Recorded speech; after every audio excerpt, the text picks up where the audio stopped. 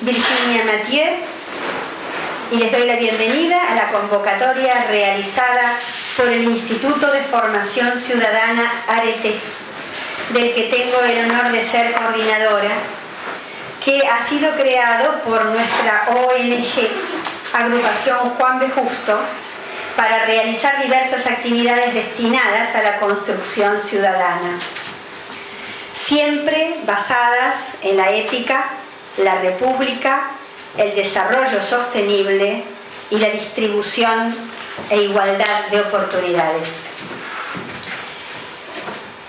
Son muchas las actividades que realiza la agrupación Juan B. Justo, como por ejemplo el encuentro de amigos de la buena política, el encuentro de adolescentes para tratar los temas de su interés y que ellos mismos eligen, el encuentro interreligioso de oración por la República, charlas sobre temas de familia, asesoramiento jurídico gratuito a través de Facebook, y un tema que hemos incorporado en este sentido es a través de Facebook respuestas públicas a consultas privadas.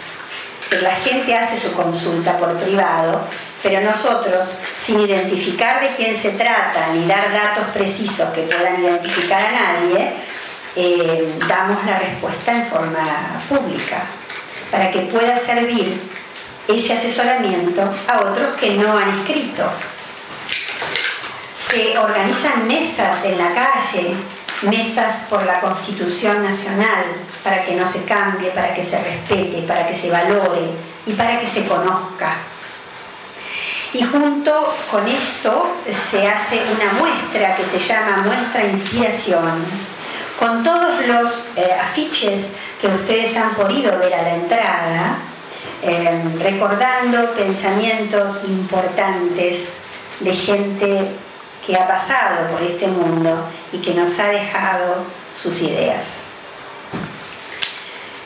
Una de esas actividades es la llamada Encuentros Arete con la Historia, para recordar a los personajes argentinos que han contribuido a construir esta nación.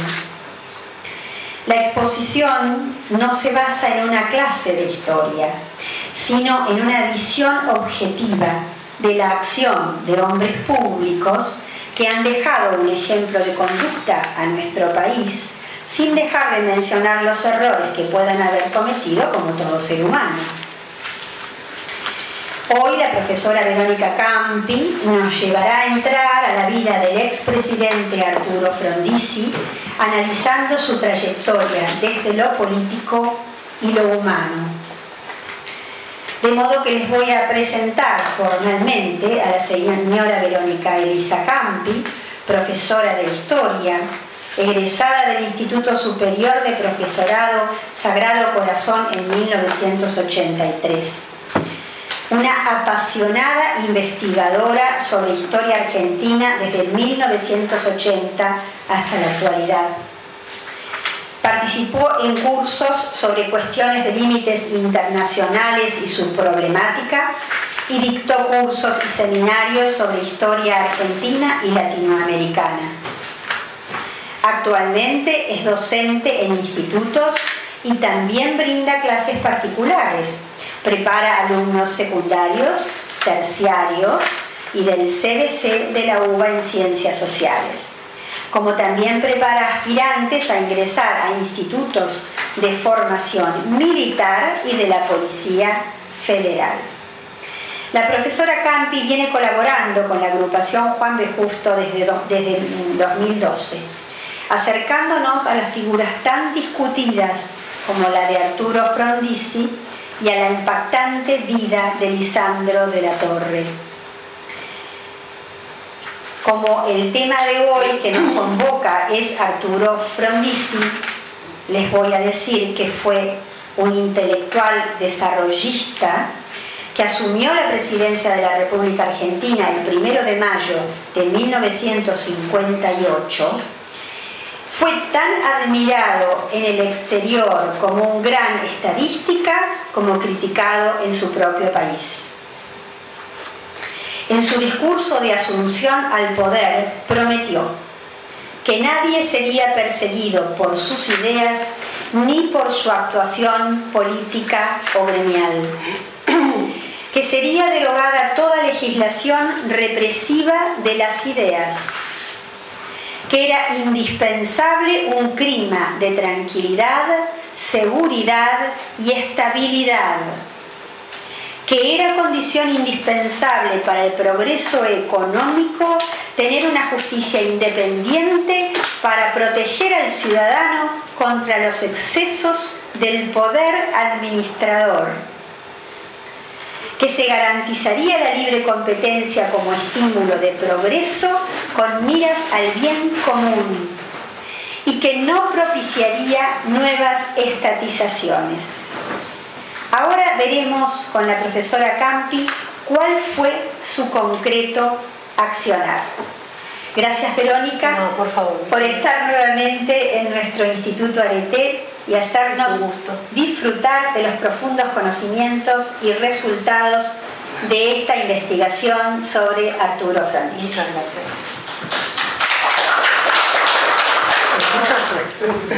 Bueno, buenas noches. En el mes de abril hubo una charla interesante sobre Lisandro de la Torre y les prometí un viaje a la década del 30, ¿no?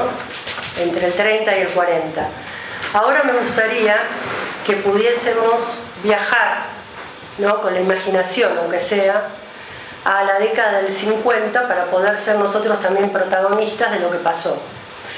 Yo lo que elegí hoy, además de hablar del presidente Arturo Frondizi, fue ver a la Argentina no como una isla dentro del mundo, como algunos piensan que estamos en una isla y nunca estuvimos en una isla, y fue muy importante lo que pasó en el exterior con respecto a la Argentina, como para desconocerlo, o por lo menos refrescar qué fue el panorama internacional que le tocó vivir a este presidente, ¿no? O sea, más allá de lo que hizo nuestro país, fue muy importante la tarea de él en político exterior. Y aparte, qué estaba pasando en el mundo mientras Frondizi estaba asumiendo la presidencia de nuestro país. Él lo dijo en alusión a otros personajes, no presidentes, pero bueno, líderes políticos que se suicidaron. Ustedes conocen uno que vimos la otra vez, Lisandro de la Torre, Leandro Eñalem. Iré del país es por el tema de Perón. Perón se tuvo que ir, o se fue o quiso irse, pero bueno, se fue. Eso es lo importante, ¿no? No renunciaré, como pueden haber renunciado otros presidentes o líderes políticos, a su lucha, sino que él dijo que iba a seguir. Eso es importante para marcar quizás la personalidad de Frondizi, con sus aciertos, sus errores. Para mí que esta frase es muy importante para determinar el carácter político y como persona que él tenía. Bien, yo les elegí una serie de imágenes para que nos ambientemos en el mundo en la década del 50. ¿Sí? Entonces voy a ir avanzando para ver lo que pasó en el mundo después de la terminación de la Segunda Guerra Mundial. Creo que esta imagen es elocuente, como terminación de todo un ciclo de guerra, la bomba de Hiroshima, con todas las consecuencias que esto trajo para el mundo. Quizás de repente los derechos humanos en el mundo empezaron a verse desde otra manera desde esto, que nunca había visto la humanidad.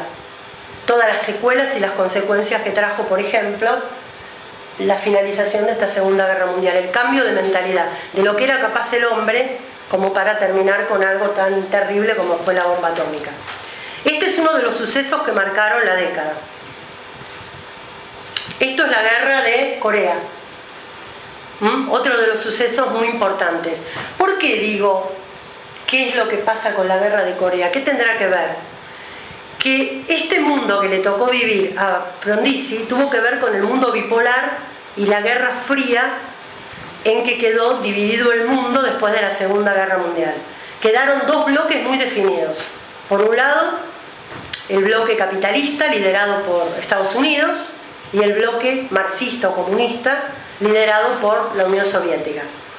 Estos dos países, si bien no llegaron, ¿por qué se llama Guerra Fría? Porque no llegaron a un enfrentamiento directo en el país de cada uno de ellos, pero sí hubo enfrentamientos, como por ejemplo el de la Guerra de Corea, donde Corea del Norte se enfrentó con Corea del Sur, unos amparados por el capitalismo, el sur, el norte amparados por la Unión Soviética, y donde se puso de manifiesto esta carrera armamentista que llevaban adelante Rusia o la Unión Soviética y Estados Unidos. Este es un marco, por ejemplo, que nos da la idea de lo que fue la Guerra Fría. Otra imagen, que me parece que no salió, ¿no? Esta. Esto lo conocemos, Esto es el lanzamiento de Apolo 11, que fue posterior a la época de Frondizi, pero lo tomé como una imagen de esta carrera espacial que había entre la Unión Soviética y Estados Unidos, ¿sí? Como una imagen de algo que también era muy tecnología de punta, era todo lo que podía demostrar el poderío que tenía uno y otro, no solamente en la guerra, sino también acá, en el espacio. Esto es todo el marco para que veamos el mundo que le tocó vivir a él, ¿no? Esta es otra imagen, es una caricatura, los conocen, supongo que sí, ¿no? A los líderes Kennedy, los líderes de la Unión Soviética y Estados Unidos, sentados arriba de misiles. La crisis de los misiles fue otro momento muy importante en toda esta época de la Guerra Fría o el mundo bipolar. Esta puja entre Estados Unidos y la Unión Soviética. Esto es importante porque Frondizi tuvo mucho que ver, y después lo vamos a ver, con digamos, me voy para el lado de Estados Unidos o coqueteo un poco también con la Unión Soviética. Estaba un poquito en un lado y un poquito en otro. Eso le trajo problemas a Frondizi también. Pero es muy importante porque es el mundo que le tocó vivir. Esto en cuanto a el panorama, digamos, internacional de la época que él le tocó vivir.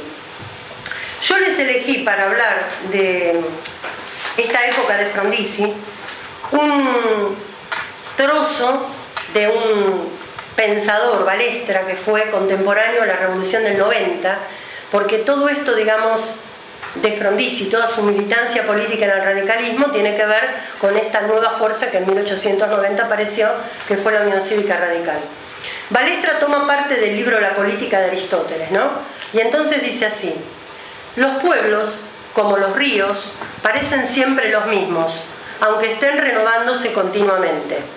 La última ola sumerge a la anterior.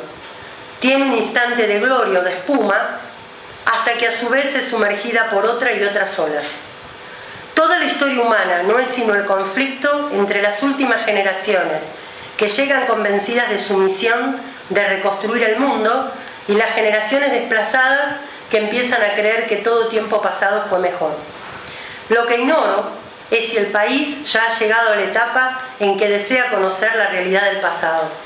No siempre dulce, pero sé que llegará, porque ningún pueblo alcanza la plenitud de sus destinos si no adquiere antes el deseo de saber la verdad y el coraje de utilizarla. Creo que me gustó esta frase y me gustó empezar esta charla de Frondizi de esta manera. Vamos a ver qué podemos tener después de la charla en cuanto a si tenemos la misma idea de él o cambia. En algunas ocasiones puede ser que uno cambie óptica sobre una persona de acuerdo a cosas que se entera o de cosas nuevas que ve. Bueno, este presidente, acá me parece que tendría que ir uno para atrás porque tengo que ver un poco la biografía, Iván, no sé dónde está ahora. Estará después de... A ver, sigue avanzando. A ver, me parece que estaba acá. El hombre y el político, ¿no? Poder ver los datos interesantes sobre la vida de este señor que tenemos acá a la derecha, ¿no? Él fue un brillante estudiante de abogacía, no sé si exitoso, pero brillante seguro, porque tuvo diploma de honor. Tuvo premios por ser un joven, no se recibió muy joven de abogado. Tenía título. Claro, tenía título y con medalla de honor. Pero no sé si fue exitoso, porque no murió con mucha plata, así que... Bueno, el tema es este. Él empezó su militancia política en el radicalismo, justamente con la época de la Revolución de 1930. Él apoyaba los ideales del radicalismo y entonces estuvo perseguido muchas veces por sus ideas políticas. Estuvo preso en Rosario, estuvo preso en la cárcel de Devoto, por todas estas ideas que él tenía.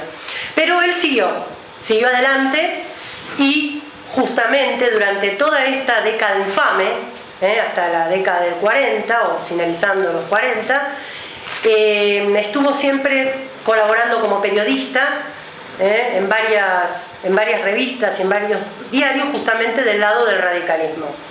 Cuando llega el año 45, llega toda la etapa, digamos, justicialista y peronista, él era un opositor como diputado, ¿no es cierto? Como diputado fue opositor al gobierno peronista, y algo interesante es que él comienza a estudiar un poco este tema de los contratos de petróleo que había firmado Perón, criticándolos, criticando estos contratos en un libro que editó en 1954 que fue Petróleo y Política. Justamente en este libro le empieza a criticar todo lo que eran los contratos con el Standard Oil, ¿no? Todos los contratos con la California, que era una subsidiaria en realidad de esta empresa que había firmado Perón. Y bueno, lo interesante es que él ya empieza con el tema del petróleo acá, ¿no? Empieza a perfilar toda una ideología acerca de ese tema energético, sobre todo para nuestro país. No obstante esto, él sigue con su carrera política y conoce a un señor que va a ser muy importante para él, que va a ser Rogelio Frigerio, un señor que lo va a asesorar bastante en toda la parte económica. Y además de esto, en el año 57 empieza a tener sus roces con Ricardo Balbín. Comienza a tener fricciones dentro de la Unión Cívica Radical por esta idea distinta, esta idea desarrollista que ahora vamos a ver, porque él se separa del pensamiento o del tronco, digamos, inicial de la Unión Cívica Radical. Se dividen en dos, ¿no? La Unión Cívica Radical Intransigente es la que lidera justamente Frondizi, y él empieza a perfilar esta idea de una idea muy importante que es el desarrollismo, que era justamente el presidente del desarrollo, ¿no? Cuando él habla del desarrollismo pone un ímpetu muy importante en todo esto. Ahora, ¿cómo hizo Frondizi para ganar las elecciones de 1958? ¿Por qué? Porque el peronismo estaba proscripto en nuestro país y era una masa de votantes muy interesante, pero estaba proscripta y no podía participar. Entonces él tenía que ver cómo podía hacer para poder ganar votos en estas elecciones. Y acá hay un tema bastante discutible, que es el acuerdo o el pacto que justamente Frondizi hace con Perón, un pacto que los peronistas tienen su versión y Frondizi y toda la ala, digamos, que lo rodeaba a Frondizi tenía la suya, ¿no es cierto? Por el lado del peronismo decía que el acuerdo era mucho más amplio que el que había dicho Frondizi, era un acuerdo en donde prácticamente le permitía a los peronistas en muy poco tiempo llegar a nuevas elecciones para salir triunfadores. Le permitía muchas libertades. Por el lado de Frondizi decía que era simplemente para este acuerdo pacificar a la sociedad, poder devolverle propiedades y bienes que tenían los sindicalistas, por ejemplo, poder terminar con esa desperonización en la sociedad, en donde decían que ellos no podían escuchar la marcha peronista, que no podían tener símbolos propios, que eran perseguidos. Entonces, él lo que quería era poder darle un viso como más de legalidad al partido peronista. Sin embargo, siempre existió la duda de cuál de las dos versiones fue la correcta. En realidad, como Perón se tuvo que mudar de Santo Domingo a Caracas por una revolución que había habido, cuando Frigerio llevaba supuestamente los originales del acuerdo para firmar, no los pudieron firmar, los tuvieron que firmar cada uno en su lugar. Por lo tanto, Perón presentó un acuerdo que decía que era la firma de Frondizi y los frondicistas decían que no, que esa no era la firma. La gente más allegada a Frondizi decía que esa no era la firma de él, con lo cual parece que se había adulterado la firma de Frondizi. Nunca en realidad se supo, y eso lo dijeron muchos historiadores, la veracidad absoluta. ¿Cuál de los dos tuvo la razón? Lo que sí se supo es que fue real el acuerdo. Vamos a quedarnos con esto, que históricamente fue real el acuerdo, porque si no, nunca Frondizi hubiera ganado las elecciones. Era mucha la diferencia que tuvo con Balbín, no llegó, pero casi fue el doble, con lo cual da la idea de que tuvo mucha ayuda por parte del electorado peronista. O sea que Perón dio la orden de votarlo a Frondizi con digamos, con la secreta ambición de que el gobierno de Frondizi iba a durar muy poco tiempo. De hecho, le hicieron muchas cosas como para que terminara antes de lo que terminó y poder llegar el peronismo finalmente a la presidencia. También muchos historiadores dicen que Perón lo apoyó a Frondizi porque en este periodo de resistencia peronista que surge después del derrocamiento de Perón en el 55, habían surgido partidos neoperonistas, como si dijéramos ahora una renovación, por decirlo de alguna manera, que no estaban alineados con Perón, muchos sindicalistas sobre todo, que podrían haber sido presidenciables de alguna manera. Y a Perón no le convenía seguir con la vieja política ortodoxa. Y bueno, y Frondizi le daba la pauta de que con él iba a poder llegar más rápido a lo que él quería, ¿no? No le convenía quizás que el peronismo se renovara o se convirtiera en otra cosa. Esa es otra de las versiones que tienen los historiadores para explicar este acuerdo. Bueno, de hecho no los quiero aburrir con el tema del acuerdo, simplemente comentarles que no hay una verdad histórica absoluta sobre este tema, pero sí que hubo un acuerdo, fue muy evidente. Un acuerdo en donde Balbín quedó atrás en las elecciones y el triunfador fue Arturo Frondizi. Ahora lo tenemos a Frondizi entonces como triunfador en las elecciones de 1958. Y vemos acá frente a la Unión Cívica Radical obteniendo 4.050.000 votos. Había tenido 2 millones y un pico justamente Balbín, por eso digo casi lo duplicó. Y no lo hubiera podido hacer si no hubiera sido por la ayuda, ¿no?, realmente de los votos de la masa trabajadora. Bueno, por eso puse acá, llega a la presidencia con el voto prestado del peronismo proscripto y lo que es muy importante, con la mayoría del Congreso y prácticamente la mayoría del apoyo en las provincias, que eso es algo muy importante también. O sea que lo tenemos a un Frondizi con todas las posibilidades de poder lograr ese plan que él se había trazado. Justamente, no les voy a leer todo el discurso porque es muy largo, pero extracté 2 o 3 partecitas muy chicas de este discurso de inauguración del periodo presidencial de 1958. Quizás es la mejor forma de ver qué era lo que él quería del país y de los argentinos. Después vamos a ver si puede cumplir algo de esto, ¿no? Dice: el principal obstáculo al avance del país es su estrecha dependencia de la importación de combustibles y acero.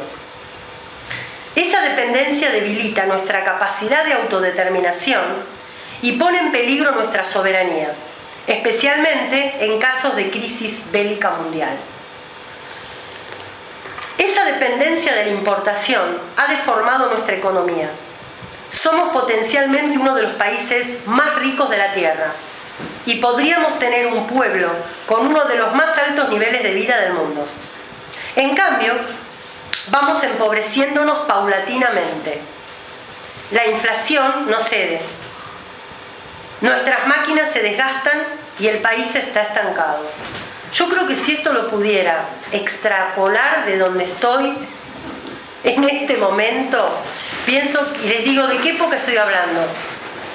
Creo que esto es muy importante para que veamos la importancia que tenía el pensamiento de Frondizi más allá de todos los errores y de orientaciones distintas que él pudo haber tenido o de cosas que podría haber hecho mejor de lo que hizo.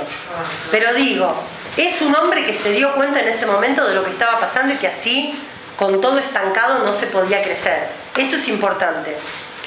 Dice: la Argentina no puede continuar por este camino, que se ha convertido en una peligrosa pendiente de declinación. Y dice: en 1930, cuando éramos poco más de 12 millones, el petróleo y sus derivados insumían menos del 8% de nuestras importaciones y el país producía el 45% del consumo.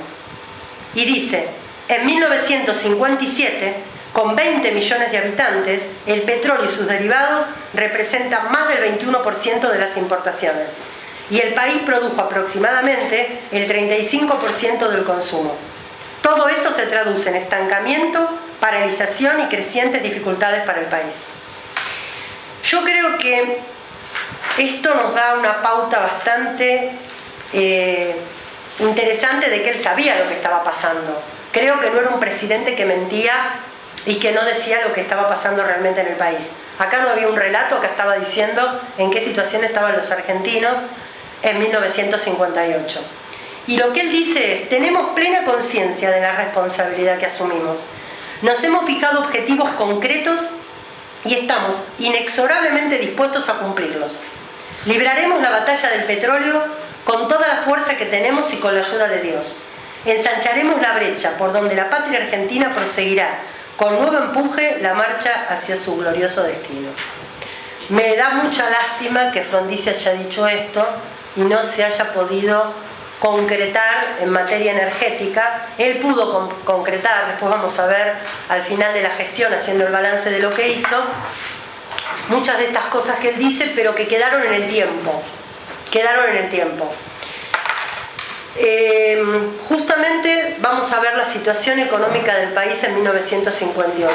¿Cómo lo encuentra Frondizi? ¿Por qué dice producción agropecuaria estacionada, red ferroviaria obsoleta y deficitaria? Esto, recuerdos del futuro, ¿no? Es como la película un poco, ¿no? Industria liviana desprotegida, ¿no? Acá tiene mucho que ver que la última etapa del gobierno peronista, con todo el problema de la posguerra incluso, ¿no? Y con la dificultad de importar materiales, por ejemplo, la parte energética, el petróleo, habían quedado las máquinas incluso de YPF sin poderlas renovar por falta de insumos, por ejemplo, ¿no? Que fue uno de los principales problemas que ve Frondizi, que había un montón de cosas para hacer, pero que no se podían lograr, y entonces se importaba la materia prima, que sería el crudo, se importaba, pero no se podía llegar a explorar ni a producir en nuestro país. Eso era el desarrollismo. El desarrollismo justamente trataba de eso, de acá. Justamente acá ven el pocito, ¿no? Abajo, es lo que el sueño de él era esto, que Argentina pudiera lograrlo, y no importando de otros países, sino produciéndolo como se había empezado a hacer en la época del general Mosconi. ¿Sí? ¿Por qué quedó estancado después de Mosconi? Por esto de la posguerra y de la falta de insumos y de la falta de una política por parte del gobierno peronista que le dio mucha importancia a la industria liviana para proporcionar fuentes de trabajo, ¿no? Empleo rápido, pero no se dio cuenta que si nos faltaba la industria pesada, el país iba a volver a estancar y iba a volver a depender. Por eso dice, ¿en qué se basaba este desarrollismo? En el autoabastecimiento de petróleo, no solo, gas, carbón y energía eléctrica, para poner en marcha la industria pesada nacional. ¿Qué cosa esto de la energía eléctrica? ¿No? Esto, lo que nos está pasando, que se prenden dos acondicionadores y se cortó, y corta la luz. Es increíble, del año 1958 estamos 2014, que estemos con el problema de energía eléctrica, ¿no? Hoy escuché o ayer que la importamos de Uruguay ahora, también la energía eléctrica, ¿no? Bueno, dice, otra de las cosas que quería era esto: movilización de las riquezas naturales y su potencial humano para liberarnos de la dependencia exterior. Bueno, acá me lo tapó un poquito el otro, ¿no? Pero buscaba hacer de la Argentina un país moderno y pujante. Lo que quería era no depender. Y eso es muy importante porque estamos sufriendo ahora nosotros justamente las consecuencias de todo esto. El no haber tomado las riendas de la situación en ese momento nos atrasó muchísimo a lo que nosotros estamos sufriendo, ¿no? Por decirlo de alguna manera, actualmente. Bueno,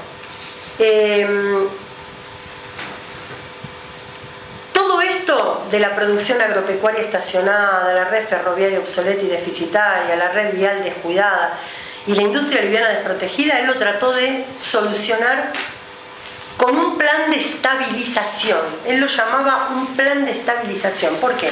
Porque los salarios estaban muy bajos en ese momento y él sabía que iba a tener problemas políticos importantes, porque por un lado tenemos la idea del desarrollismo, pero ¿cómo lo podía llevar a cabo? Con un gobierno, digamos, que estaba custodiado por militares, porque los militares lo enfocaban continuamente, ¿no es cierto? Y no dejaban que él desarrollara totalmente sus ideas porque le tenían cierta desconfianza. Después vamos a ver qué desconfianza le tenían políticamente. Y por otro lado, estaba tironeado por esto de los sindicatos, de la CGT, de los líderes sindicales, que querían de alguna manera tenerlo controlado a Frondizi. Entonces el plan de estabilización fue aumentar los salarios, que estaban muy atrasados.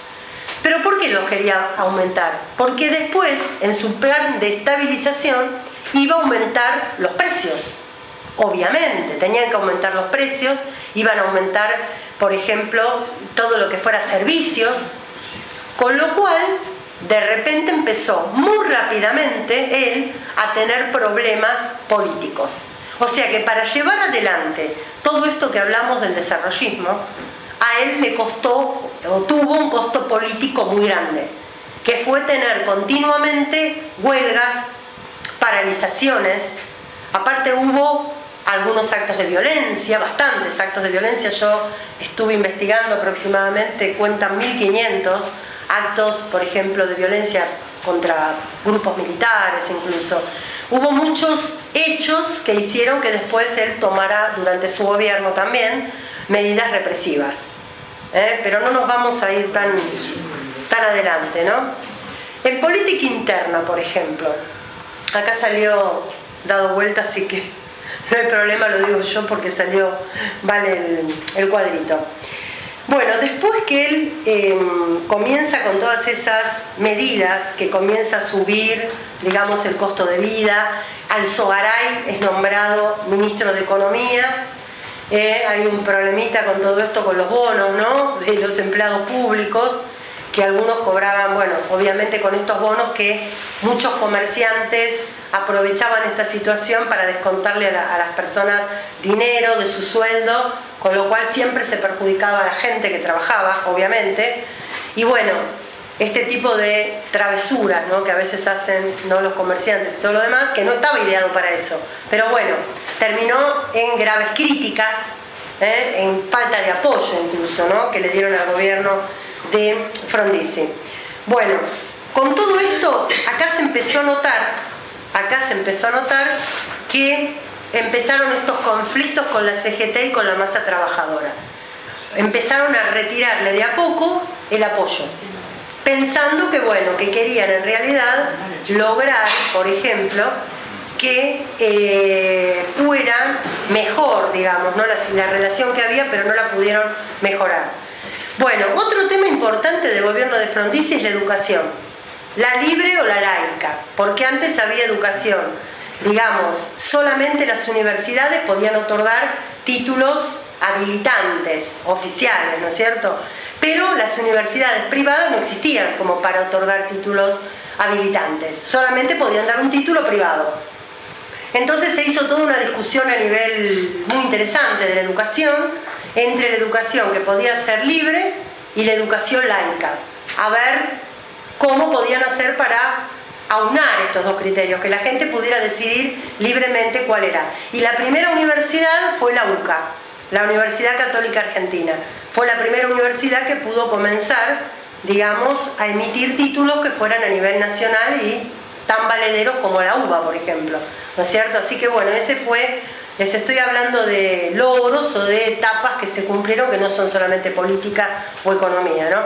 Dentro de las Fuerzas Armadas el problema que había es que había dos grupos muy, pero muy bien definidos, ¿no? Estos famosos, los gorilas, los llamaban, ¿no? Los gorilas eran liderados por Rojas, los que de repente no aceptaban a Frondizi, le tenían mucha desconfianza.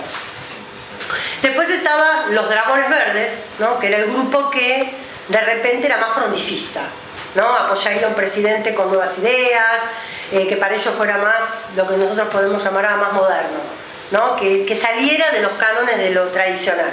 O sea que había un cruce de ideas, había conflictos dentro de las fuerzas militares y de las Fuerzas Armadas con todo este temita.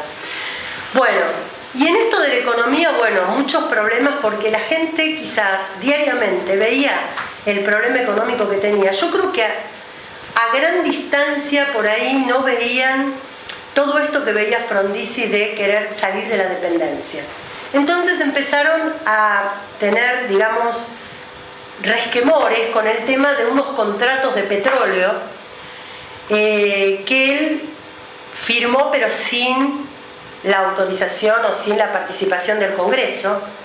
Fueron contratos un poco por decreto, ¿no?, que él había hecho para poder solucionar este tema de importar y sí producir, primero perforar, poder hacer, digamos, la exploración, a ver si había posibilidades. Se hicieron un montón de estudios, empresas británicas, de que en el sur de nuestro país era factible que encontrasen petróleo. Por eso comenzó, digamos, a haber nuevos lugares en donde pudiera ser posible esta explotación. No con todas las empresas petrolíferas firmó el mismo contrato. Con algunas era solamente explorar, con otras era exploración, producción, ¿no?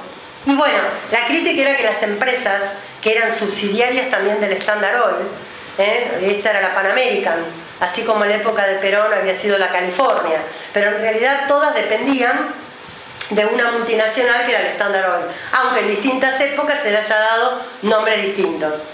Bueno, la crítica fundamental es que él había dicho, ¿no? Hablaba de la no dependencia, y entonces sobre todo el sindicato del SUPE, ¿no?, de los petroleros y todo lo demás, decían que él no había cumplido con lo que había prometido, que era defender la soberanía nacional. Decían que la soberanía nacional estaba con el tema de YPF. El problema es que YPF no tenía en ese momento suministros y no tenía insumos como para poder desarrollar una industria petrolera a la medida de 1958. No era lo mismo en 1930, con lo que se podían conformar en esa época, que con el mundo de posguerra. Obviamente que había una tecnología que era totalmente distinta y que la Argentina en ese momento no podía alcanzar. Entonces, bueno, el conflicto, ¿no? Dicen que las revoluciones en este país siempre tienen olor a petróleo, ¿no? Con Perón pasó exactamente lo mismo, ¿no? La mayoría de los historiadores dicen que ese es un punto álgido en la historia argentina, hablar del tema del petróleo. Nosotros tenemos, bueno, lo vemos todos los días, que eso del petróleo fue una cosa para la historia argentina importante. Algunos porque la privatizaron con el neoliberalismo, otros porque la quisieron nacionalizar, la venden, la compran, no sé, siempre es un tema que no se termina, a mi juicio, de resolver del todo. Entonces siempre va a haber expresiones y opiniones válidas porque cada uno opina desde su punto de vista qué es lo que hubiera hecho en esta situación. Bueno, además de la política externa, que esto se los digo porque, bueno, evidentemente no salió bien, Frondizi era un enamorado y un defensor de la política norteamericana, pero lo digo entre comillas porque otras cositas también le gustaban. O sea, no era solamente que era un admirador de Estados Unidos. También le gustaban otras políticas que estaban muy en ese momento en antagonismo con Estados Unidos. Estados Unidos, a partir de la década del 60, tiene una política con América Latina, no solamente con Argentina, que se llamó la Alianza para el Progreso. Era toda una política exterior con Latinoamérica en la cual iba a tratar de ayudar a los países latinoamericanos que tenían gobiernos democráticos, ayudándolos económicamente para salir de esa situación y poder mejorar y convertir a su país en un país pujante, que era lo que justamente yo le leí de Frondizi. Con lo cual él pensó que era una buena oportunidad tener un viaje a Estados Unidos, entrevistarse con el presidente Kennedy, que de hecho lo hizo, en el año 1959, después de su elección, él viajó a Estados Unidos, tuvo varias reuniones con Kennedy, y reuniones muy provechosas porque le sirvieron justamente para lograr acuerdos económicos con nuestro país. Después fue Frigerio, que lo ayudaba en toda la parte económica, firmaron acuerdos con empresas norteamericanas para invertir en la Argentina. O sea que, bueno, había logrado lo que creo que casi todos los políticos quieren, ¿no? Apoyo internacional, que Argentina salga de esa situación. Pero el problemita que tuvo Frondizi fue el de, no sé si jugar con dos políticas muy antagónicas, como era el tema de Cuba, de Fidel Castro, que yo les mostré al principio un poquitito esa puja, ¿no? Esa puja entre Kennedy, ¿no? y la URSS, a ver quién de los dos dirigía el mundo, ¿no? Era un mundo bipolar y uno de los dos lo quería al mundo unipolar. O sea, quién de los dos había podido lograr esa batalla. Y lo que hizo Frondizi es tener una aspiración, una ambición muy grande, que era ser mediador. Él se había propuesto a instancias que Kennedy aparentemente le había ofrecido a Frondizi, ser mediador entre Cuba y Estados Unidos. Entonces él lo había tomado, lo había encarnado esa historia, ¿no? De querer pasar a la historia como el que había logrado un acuerdo tan importante, ¿no? Pero ¿qué pasa? No nos olvidemos del tema de los militares en nuestro país. Sobre todo esa facción de los militares, que ese coqueteo un poco con Cuba no les parecía para nada aceptable. Entonces, cuando se hace una reunión justamente en Punta del Este con los líderes de la mayoría de los países latinoamericanos, a los cuales asisten justamente también representantes, ¿no? por Cuba, Argentina tuvo una posición tomada desde la Cancillería, que fue no permitir que Cuba integre la Organización de Estados Americanos. O sea, tenían que votar si expulsaban a Cuba o si lo aceptaban, o bueno, la posición intermedia. Por eso dice un poco Frondizi tomó la posición de Perón, ¿no? La tercera posición. Dijo, no vamos a jugarnos ni por uno ni por otro, nos vamos a abstener de votar. Igualmente se expulsaron, o sea, le alcanzaron los votos a Estados Unidos y sus aliados como para poder expulsar a Cuba de la OEA. Pero digo que esa política de abstenerse fue muy peligrosa para Frondizi, porque cuando se conocieron acá en Buenos Aires las noticias, hubo toda una parte de las Fuerzas Armadas que estaban muy disgustadas con la decisión que él había tomado. Con lo cual, además de esta votación, Frondizi tuvo la idea de invitarlo al Che Guevara. De hecho, ya Fidel Castro había estado en nuestro país reunido en una oportunidad con Frondizi, pero esta vez lo invitó al Che Guevara a una reunión supuestamente secreta, pero se enteraron que aterrizaron en Don Torcuato en un avión, pero igualmente se enteró la mayoría de los políticos y las Fuerzas Armadas que el Che Guevara había estado reunido con Frondizi. Yo creo que él, quizás así como tenía admiración por Estados Unidos, también veía, no sé si con cierta simpatía, todas estas ideas revolucionarias del Che Guevara, y quería llegar a una síntesis, ¿no? Entre esto de la mediación entre unos y otros. Yo particularmente lo que pienso que en un momento muy delicado, muy candente, ¿no? Como para jugar de esa manera, ¿no? Políticamente. Era un antagonismo muy grande el que había entre ellos dos como para poder de repente jugar a ser un mediador. Aparte que él tenía siempre el fantasma del sindicalismo argentino y toda esta política interna, desfavorable. Tenía un frente interno muy desfavorable como para poder jugarse en política externa. Quizás si hubiera tenido más apoyo político desde su país, hubiera sido más factible todo esto que él pensaba. Pero la verdad que la posición no era muy buena.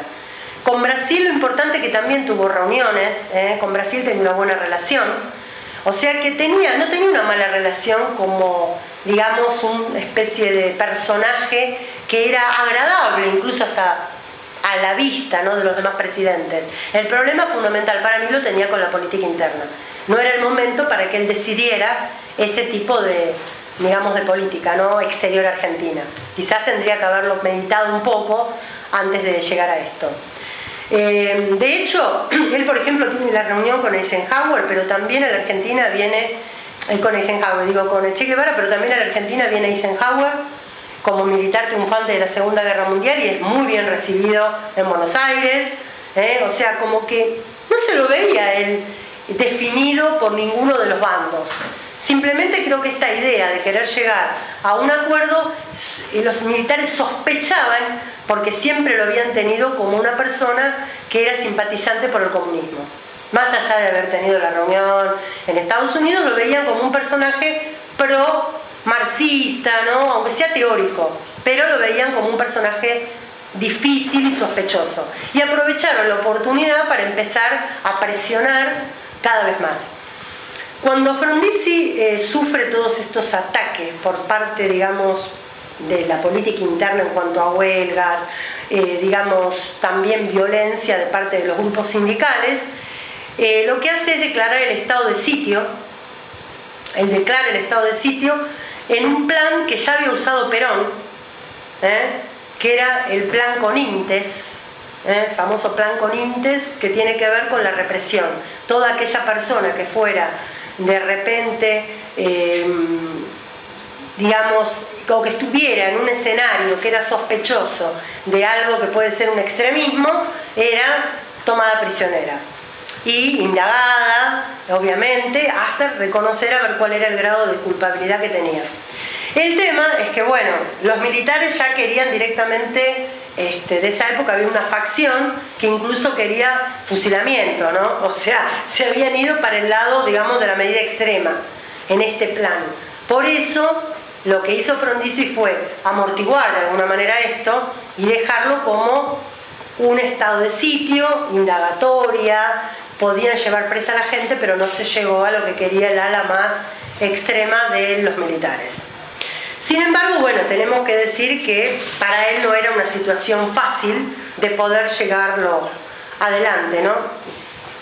Entonces, en el año 62 se suma toda esta, a este conflicto que de repente, y este enfrentamiento con el sindicalismo, todo lo que tenía que ver con las proscripciones políticas, ¿no? O sea, él pensaba que, terminando con la proscripción del peronismo, que iba a solucionar toda esta presión que tenían con él. Entonces, comienza la etapa de permitir a los candidatos peronistas poder participar en las elecciones, sobre todo en las provincias también, empiezan con las provincias. Esta idea de terminar con las proscripciones no fue bien vista por la gente más radicalizada en contra del peronismo, ¿no? Porque todavía estaban con todo esto de peronismo, antiperonismo. Entonces no fue para nada bien visto. Y además hubo algunos candidatos provinciales peronistas que habían empezado a ganar. Con lo cual se imaginaban que cuando fueran las nuevas elecciones iba a terminar ganando, triunfando un partido peronista. O sea, esto fue lo que alertó más, quizás, la falta de la proscripción fue lo que alertó más a, digamos, a los que estaban en contra de Frondizi de presionar cada vez más, porque en realidad lo que querían era terminar con el gobierno de Frondizi. O sea, el año 62 fue un año muy, muy dramático para él, porque tenía un frente interno, la verdad que muy en contra, ¿no? Los militares, los sindicalistas, ahora el peronismo que venía empujando y sobre todo el sindicalismo cada vez más, y estaba deteriorándose su figura. Esto no tiene nada que ver con lo que él logró, que esto es lo que a mí me interesa, ¿no? O sea, más allá de estas peleas y de todas las idas y vueltas, es que nos dejó Frondizi comparado con lo que nosotros vimos al principio de la charla. Esto es de fuentes fidedignas con tablitas comparativas y todo lo demás, año por año de lo que dejaron esos 4 años de gobierno de él. Fue un aumento del 150% en la producción de petróleo y gas natural, la red de energía eléctrica creció un 17% en 4 años, la red vial creció 10.000 kilómetros, la producción industrial creció el 10% en 4 años. Esto, bueno, no dice el 10%, pero es muy importante para la Argentina de esa época, ¿no? Crecimiento de la industria automotriz, todo el tema de ICA, de todas las, ¿no es cierto?, todas las empresas tan importantes argentinas que hubo. Crecimiento de la industria automotriz, primer alto horno siderúrgico en San Nicolás. Esto quizás es importantísimo si después vemos nosotros cómo quizás en la década del 90 muchos de estos logros, ¿no?, sobre todo esto siderúrgico, incluso se fueron cerrando. Qué retroceso, digamos, ¿no? En lugar de avance se abrieron, no sé, 40 hornos más, ¿no? Ver que se van cerrando lo que en esta época se estaba abriendo, ¿no? Se estudió la construcción de represas, como por ejemplo el Chocón, Salto Grande y el túnel subfluvial. Todas estas obras que se dieron después ya se habían estudiado durante el gobierno de Frondizi. O sea, esto en comparación con lo que vimos al principio. ¿Qué Argentina logramos en 4 años y qué Argentina teníamos? Obviamente que esto no es la culminación, que tendríamos que haber hecho muchas más cosas. Y yo lo que presento es lo que él logró de lo que dijo y cuáles fueron las críticas en cuanto a su gestión, que tienen que ver con algo de los contratos petroleros y lo que él firmó y que algunos consideraron que fue un ataque a la soberanía nacional. La disyuntiva era o seguir importando el crudo o tratar de que YPF o a través de las empresas que proveían insumos pueda mejorar la producción de nuestro país. Quizás ese es el interrogante que todavía tenemos, ¿no? Porque no tenemos una política clara aún hoy de cuál es esta política. Por eso es importante, y esto lo tengo acá en los apuntes, ¿no? Todo lo que dijeron muchos de los personajes políticos argentinos actuales, que están obviamente enfrentados, ¿no? Porque acá lo tengo, por ejemplo, Lilita Carrió, Duhalde, López Murphy, Macri, los Kirchner, todo el mundo opinó sobre Frondizi en distintas entrevistas y en distintas charlas. Y si bien cada uno habrá visto desde su punto de vista qué le pareció mejor de la política de Frondizi, hay algo que fue muy importante y un común denominador en todos, que fue hablar de esto del desarrollo. ¿Cuál era el ideal que Frondizi tuvo para nuestro país? Hay hombres que evidentemente son estadistas y visionarios en algunas cosas, con todas las fallas que podemos ver, las críticas que se le hicieron. Quizás otro presidente no quisiera llegar al poder con votos prestados, porque si lo analizamos, ¿no? Es como que te presten una casa o que te presten algo y te digan tenés fecha de vencimiento, ¿no? Yo creo que él era muy consciente que los peronistas no iban a cambiar su manera de pensar porque le prestasen sus votos. Digo, por ahí un problema estuvo al principio. O sea, llegar a la presidencia, y eso lo dicen muchos historiadores, con los votos prestados no fue una ventaja para Frondizi. Quizás lo puso en inferioridad de condiciones. Pero él quizás cumplió el objetivo que quería, que era tratar de levantar a Argentina de esa situación de postración de la cual hablamos al principio del discurso. Que eso sería, bueno, interesante, ¿no? Frondizi, vamos a ver un poquito qué le pasó cuando yo lo llamo el final anunciado, ¿no? Esto que está acá. Este diario es un diario de época, La Razón, es un trozo del diario del día o del otro día que lo depusieron a Frondizi. Acá, yo por ejemplo les traje dentro de la bibliografía el diario del Bicentenario. Uno es donde está Frondizi asumiendo la presidencia, esta es una foto verdadera. Este diario del Bicentenario es el que se hizo con motivo de los 200 años de la Revolución de Mayo. Está año por año los eventos más importantes de la Argentina. Y acá lo vemos saludando, ¿no? En ese gesto muy característico que dicen que tenía Frondizi cuando asumió la presidencia. Y este otro, del año 1962, es en el que Guido, que va a ser el que lo suplanta a Frondizi, asume la presidencia en su lugar. Por eso le traje las imágenes, porque son realmente imágenes de archivo, ¿no? Más allá de que los historiadores que escriben en este diario del Bicentenario, algunos estoy de acuerdo y con otros no, creo que de repente es interesante ver las fotos de archivo, ¿no? De cuándo se va y cuándo viene. O en este caso, cuándo viene y cuándo se va, ¿no? Que es interesante. Bueno, acá tenemos qué le pasó. Evidentemente, yo le puse el final anunciado porque es como crónica de una muerte anunciada, ¿no? Como el libro de García Márquez. Es como que ya se sabía que iba a pasar todo esto. Ahora, él cumplió. No renunció, no se fue del país, ni se pegó un tiro. No hizo ninguna de las tres cosas. Lo depusieron y lo llevaron al famoso lugar a donde llevaban a todo el mundo en ese momento, que era la isla Martín García, ¿no? ¿Qué pasó? ¿Por qué el vicepresidente del Senado, José María Guido, pudo asumir la presidencia y no hubo un militar en ese lugar?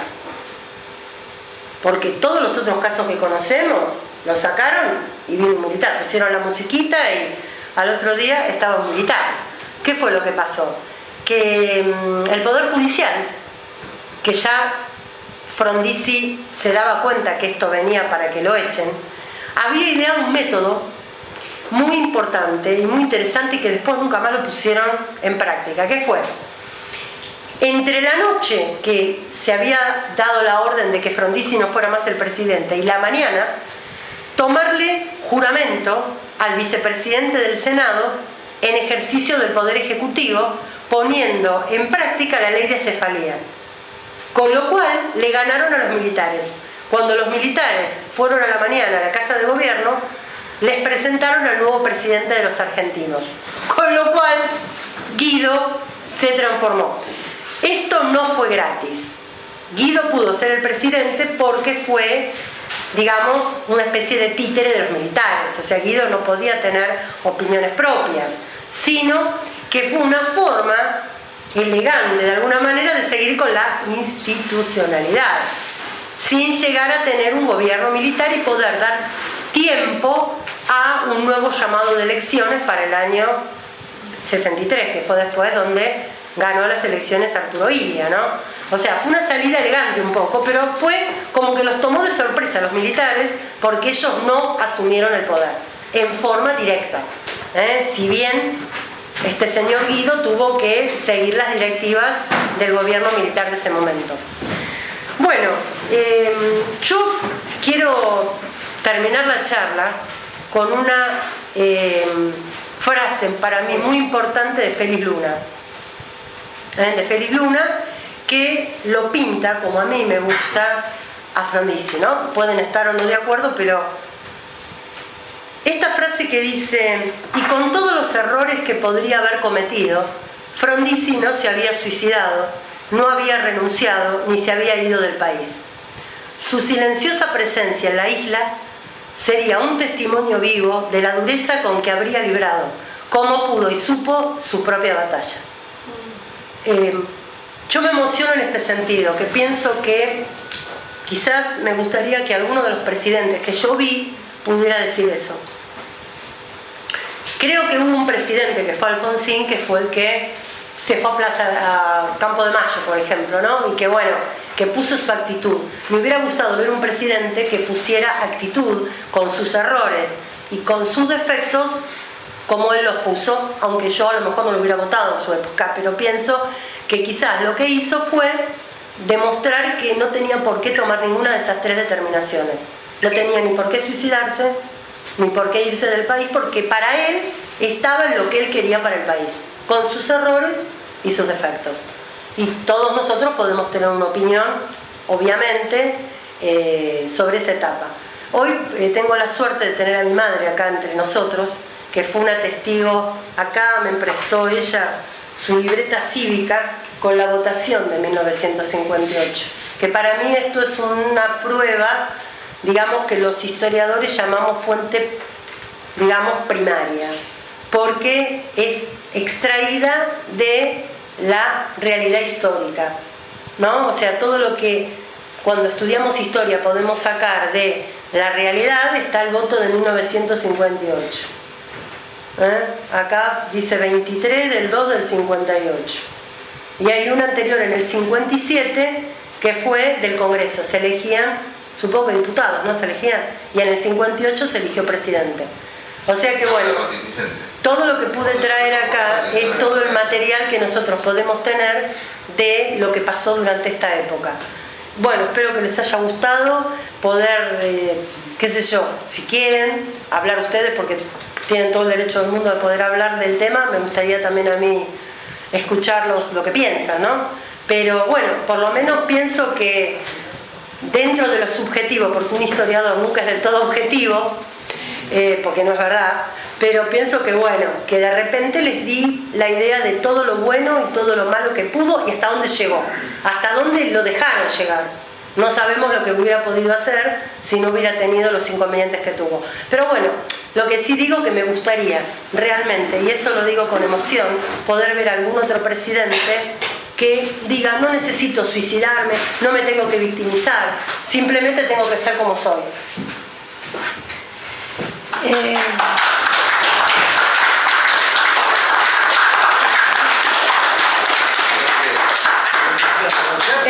Es fantástico, es fantástico como tiene esta capacidad, Verónica, de primero un poder de síntesis muy importante, ¿no? Y esta capacidad de poder traer todos los elementos. Miren qué objetiva que es. Todos los elementos para analizar y para desarrollar, que mientras la escuchamos nos van haciendo pensar, ¿no? Lo que cada uno de nosotros creemos de esto. ¿Quieren ustedes hacerle alguna pregunta a Verónica sobre lo que acaba de hablarnos? Sí, José. Sí. Una de las cosas que hizo Frondizi es, al poco tiempo de subir, aumentar todo el 60%. El sueldo, las cosas, todo absolutamente. Pero no estaba balanceado. Por ejemplo, los créditos del banco hipotecario no eran indexables. Así que te quedó una deuda. Increíble. Lo pagué con lo que tenía en el bolsillo ese departamento. El licor pasivo. Claro, pero es impresionante. Dentro de poco vamos a ver uno igual, ¿eh? Ah, sí. Pero 2 mangos la cuota. Claro, o sea, por eso fue un desfasaje. Esto que él decía, la estabilización, era un poco ese de golpe subir, pero al tener que aumentar, como dice José, todos los demás, los insumos, los servicios, los créditos, todo lo que él estaba comentando, la plata realmente a la gente tampoco le servía, ¿no? Pero un poco pasa ahora, ¿no? Claro. Por más que le den a la gente a los que le dan un 30%, tampoco alcanza, obviamente, ¿no? A ver, por favor, las preguntas para acá, por favor, las preguntas para este lado. Si dialogan, soy autoritario acá, ¿eh? Si dialogan entre ustedes, nos cambian. Bueno, acá yo traje una persona que es testigo de la represión peronista de la época de Balbín, por ejemplo, que la persiguieron con los caballos de Perón, me dijiste, de ahí de la montada, toda una historia, digamos, real. Todos tenían bolitas en los bolsillos y se lo tiraban a los caballos. Si no había integrado. Era una joven militante radical, ahora dicen los militantes, ¿viste? Los militantes. Bueno, señores, por favor. Señores, por favor. Hablemos de uno, así nos escuchamos. Sí. Digo, eso, justo, ¿no?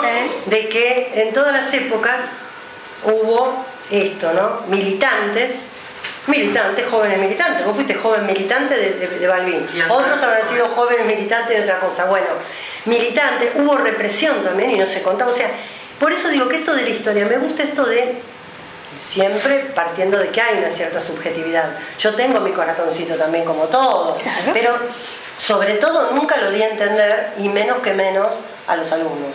Yo conozco profesores de historia que iban a dar clase particular o algo con la remera del Che Guevara. Yo les dije, no tenés que ir con la remera del Che Guevara. Vos no podés trasuntar lo que vos opinás para la mente de un alumno, porque el alumno tiene toda la libertad de elegir. Eso es adoctrinar, ¿no? Porque por quedar bien con algún profesor, claro, los chicos se enrolan, ¿no? O le parece simpático, es copado, dicen, bueno, ¿no? Pero no. Cuando en realidad lo más importante es transmitir a los alumnos esta información. Exacto. Para que ellos la elaboren y luego tengan la capacidad de elegir en libertad. Yo, por ejemplo, me gusta este hombre Félix Luna, en este libro de Perón a Lanuse, que es tan interesante este libro porque trata todo el gobierno de Perón hasta llegar a Lanuse, con lo cual toma varios gobiernos democráticos también, ¿no? Él era de la rama de Balbín, digamos, Félix Luna como historiador, ¿no? Pero cómo él dice algo de alguien que no le tenía quizás simpatía y puede tener el poder de ser tan objetivo como para poner esto de su propia batalla, ¿Cómo cataloga que alguien puede librar su propia batalla aunque no esté de acuerdo con nosotros? Ese es el tema que yo veo que podemos también extrapolarlo a la actualidad, ¿no? Por eso, ¿Cómo alguien puede librar su propia batalla y yo no estar de acuerdo con lo que libra el otro? Cuando falleció, no lo velaron en el Congreso. Bueno, él dicen que ni siquiera ¿Cierto? no lo velaron en el Congreso, pero tampoco se supo de qué murió. La noticia en el año 1995 estuvo bastante tapada. Creo que murió en el hospital italiano, pero nunca se supo de qué falleció. O sea, hubo todo como un hermetismo alrededor de su figura. No fue el único que sufrió desagradecimientos. Nosotros vimos acá gente que se ha jugado un montón y que sin embargo no ha tenido la gratitud que creo que tendría que tener, ¿no? Yo creo que, según mi punto de vista, se va a hacer la historia real cuando se pueda decir todo lo que pasó en el país, que la gente se saque eso de me gusta tal personaje y hablo de él y el que no me gusta no lo nombro. Y por eso esto de las charlas me encanta, porque todos a través de las charlas que diste vos y que dieron un montón de compañeros, se puede saber un montón de cosas que uno a veces desconoce, porque yo tampoco conozco todo. Cuando alguien se pone a estudiar más en profundidad, bueno, por ahí conoce vetas de cosas que uno desconoce, ¿no? Y yo lo que digo es que hay que despojarse un poco de eso, del relato que uno quiere y no escuchar el otro. Siempre que sea algo fundado, ¿no? O sea, yo cuando hablo de que cada uno puede de repente dar su opinión es cuando una persona tiene fundamentos para darlo. Porque tampoco en historia puede venir alguien y decir, pero lo que yo digo, ¿y dónde está? No mostré el título. No. Si alguien dice, tengo que probarlo con documentación, como decimos con Virginia, se prueba. Entonces, si alguien me trae la documentación y dice, no, porque la verdad que tuvo razón, pero porque mira, esta filmita, acá hay un perito calígrafo que dice que era de Frondizi. No lo voy a decir porque no es verdad y no está. Entonces, eso digo que es importante, ¿no? Transmitirlo, no hablar de relatos, hablar de lo que pasó. Y si no me gustó el personaje, no me gustó. Sí. Ahora, Dani, a ver, quería hablar. perdón, Daniel. Sí.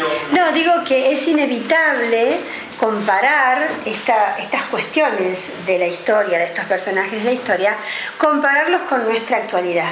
Es importantísimo. Entonces, vemos que hay cosas que son tan idénticas que no se avanzó un centímetro. Nada. En otras incluso hemos retrocedido muchísimo cuando estaban marcados las pautas y el camino para avanzar y estamos en peores condiciones. Bueno, perdón, hay no sé por qué no lo leí, me olvidé, la verdad que hablo tanto que me olvidé. Hay un discurso que dice Frondizi en Estados Unidos, que es muy interesante, son 3 renglones nada más. Un discurso que él dice cuando llega, tuvo un recibimiento increíble. La Argentina estaba en ese momento vista como una nación pujante del Cono Sur, porque esto es importante saberlo también. Cuando ahora habla muchas veces, no, porque nosotros podemos vivir aislados. No, esto es importante. Dice que él fue recibido, él llegó a Charleston, en enero de 1959 y en Washington pronunció un discurso, dice, memorable ante los miembros del Congreso. Qué importante que pongan un presidente del pasado que hizo un discurso, otra comparación con el presente. Que un presidente argentino haga un discurso memorable, subrayo la palabra memorable, en Estados Unidos.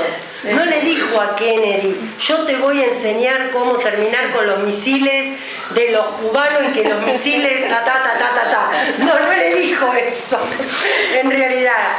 O sea, dio un discurso realmente para la historia argentina memorable, no para que se rían de nosotros, ¿no? Sí. A esto. Y él, entonces, cuando habla, dice, el discurso del argentino fue un resonante respaldo al concepto de hemisferio occidental y solidaridad interamericana.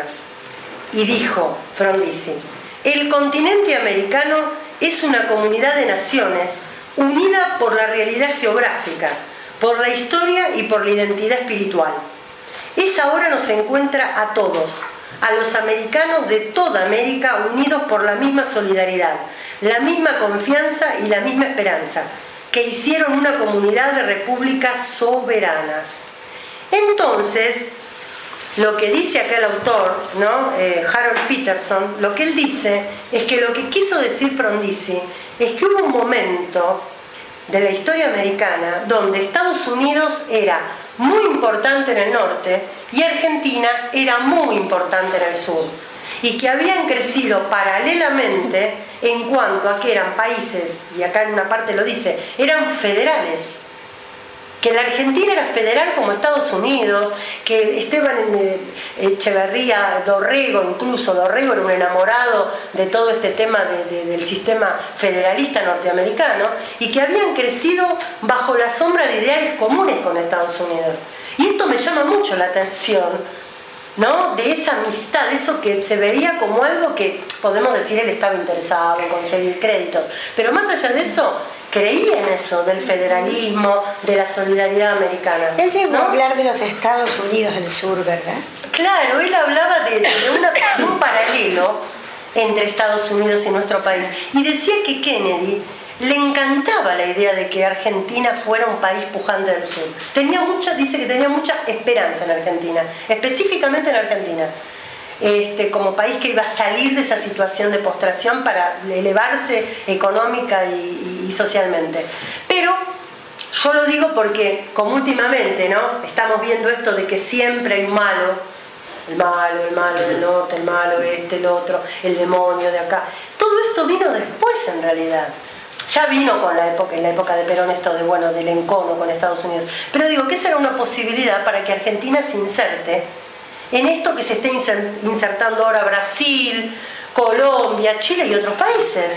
Y Argentina, a esto me refiero, perdió esa oportunidad en el año 1960, en la década del 60, perdió esta oportunidad histórica de poder estar como adelantado a los demás países. Tenía mucho más peso que Brasil y que otros países en esa época. Y sin embargo esto ¿no? Lo dejo como pensamiento. ¿Qué nos pasó para estar así ahora? ¿Qué pasó, no? ¿Puedo decir lo que pasó? Sí, como en la década del 50, no del 60, sí, nos pasó algo. Y antes del 50. Diga. Y a lo largo de 60 años, con intervalos en los que de toda manera actuaron, presionaron y destruyeron, perfecto, nos siguió pasando. Y nos sigue pasando. Y sigue pasando, es como Tengamos cuidado con que nos siga pasando el año que viene. Bueno.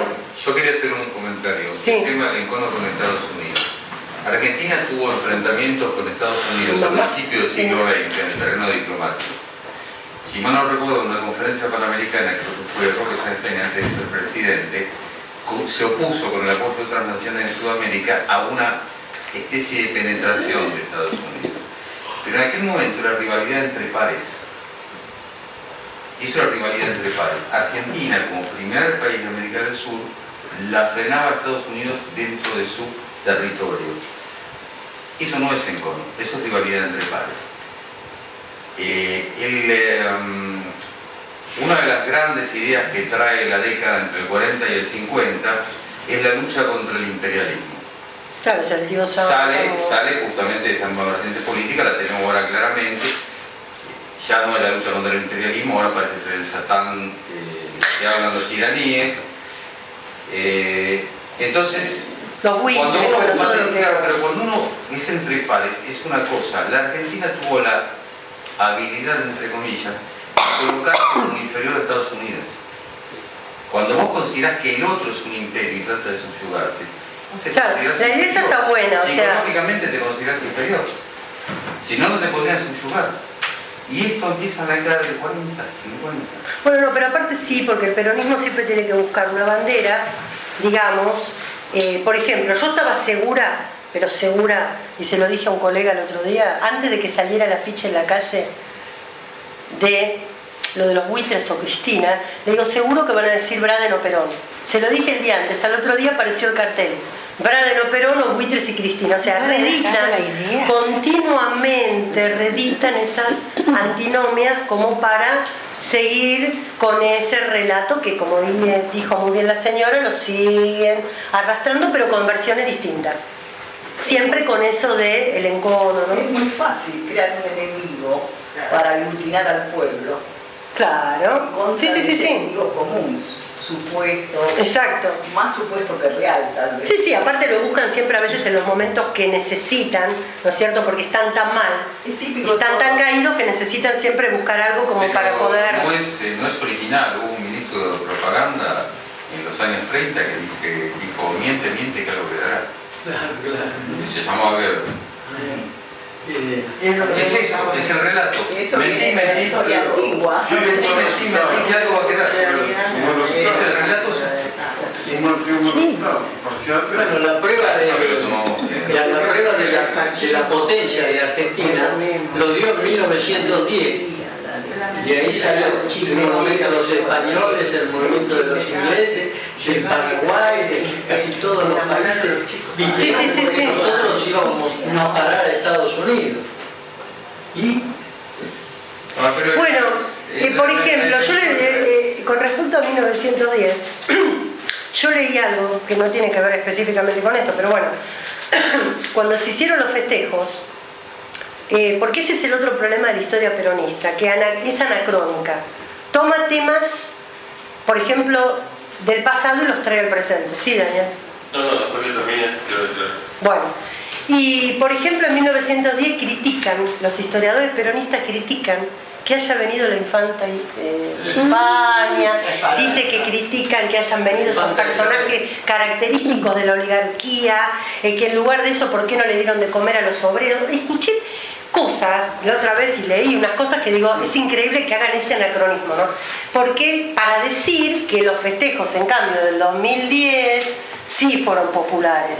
O sea, toman como si la Plaza de Mayo de repente estuviera llena de gente con gorrita, pochito, en 1910. Ese es el anacronismo que veo, que yo no puedo discutir con historiadores así, porque no puedo creer que traigan hechos de una época. Por eso yo hoy les decía, les traje cosas del mundo para que veamos cómo estaba el mundo en esa época. Ahora no tenemos, gracias a Dios, una guerra mundial. Perdón, Daniel, la palabra. Sí, a mí me quedó más claro, yo venía leyendo algunas cositas sobre Frondizi antes de que sacara esta fecha, y con lo que vos fuiste, digamos, diciendo me quedó aún más claro, porque hay también un intento de mostrar un Frondizi que no es, que creo que vos lo dejaste muy en claro, porque hay ciertos grupos argentinos que se han instalado siempre, que es el nacionalismo rancio, digamos, que repiten incluso lo mismo del kirchnerismo, ¿no? Esto de vivir con lo nuestro. Sin embargo, toman a Frondizi como modelo de eso, como que quiso que viviéramos con lo nuestro, cuando en realidad el tipo sí pensaba cuando hablaba de esta matriz energética del petróleo, sí pensaba en el país, pero no en un país que vivía con lo nuestro aislado del resto del mundo. Claro. Totalmente integrado. Entonces, muy visionario.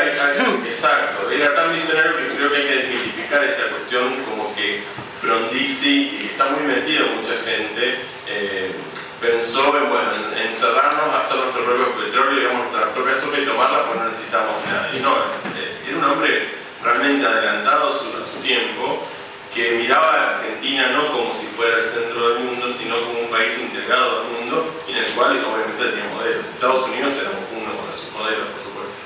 Ahora vos fijate, me parece bárbaro lo que decís por esto, porque cuando Perón quiso firmar los contratos que no se los firmaron, Perón, que decía que se apoyaba en el nacionalismo, digo, como los peronistas cuando ellos dicen algo nacional es nacional, pero cuando lo dice otro no.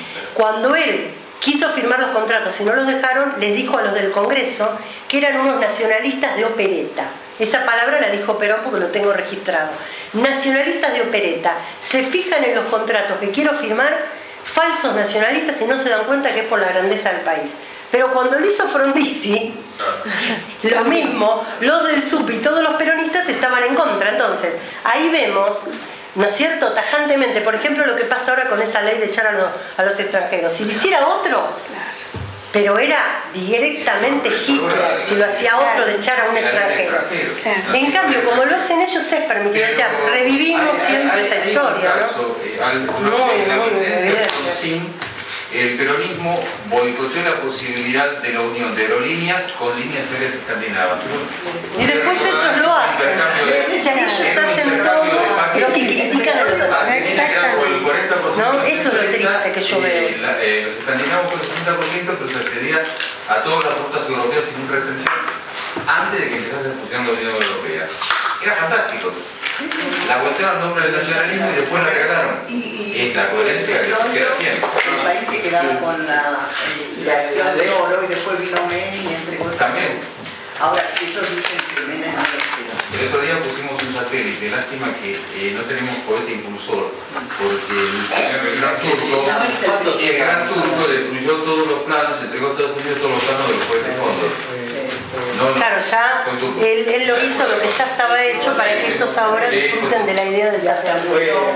Así que bueno, en realidad es como una puerta giratoria, ¿no? El peronismo. Bueno. La que impulsó Miguel Canet. La que impulsó Miguel Canet. A principios del siglo XX. La ley de residencia. Sí, la 40-41. ¿Puedo decir una cosa? Sí, cómo no, por favor. Con respecto al desarrollismo que estábamos tratando, un poco se basaba en lo que es la inversión social y el desarrollo de la industria, ¿cierto?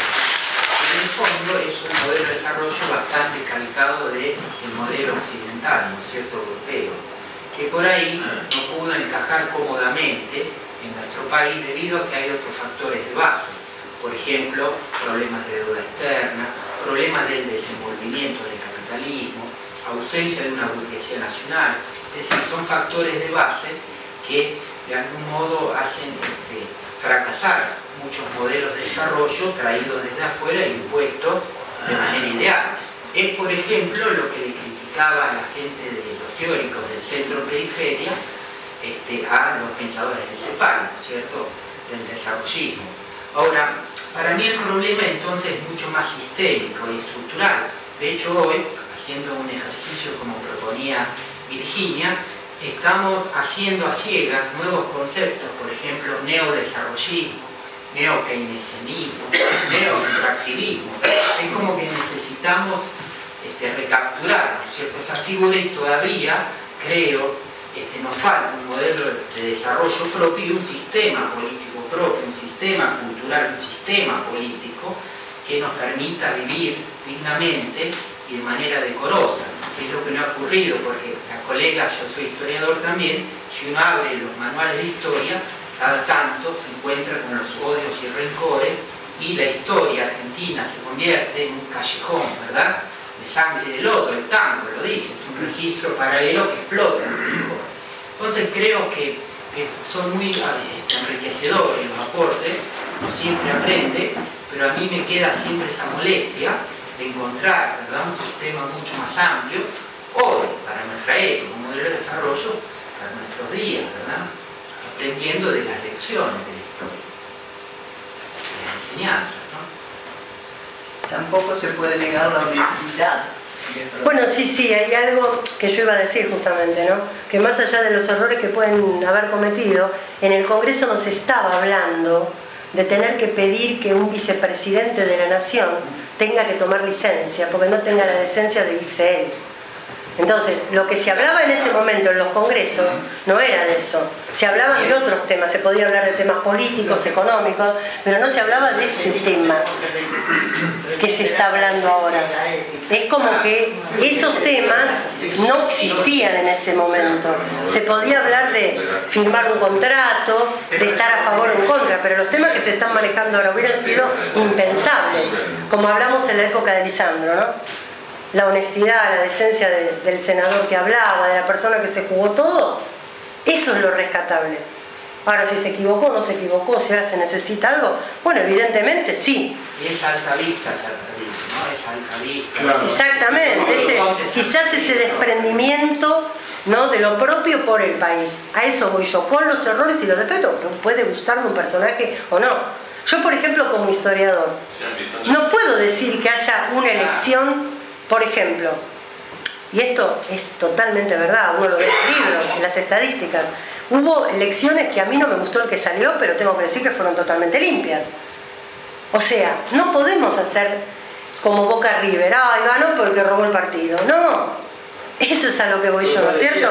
Cuando alguien que a mí no me gusta triunfó porque lo eligió, la mayoría lo acepto, pero lo que no me gusta es que siempre se desacredite al mismo, ¿no? Bueno, despedimos con un fuerte aplauso a Verónica.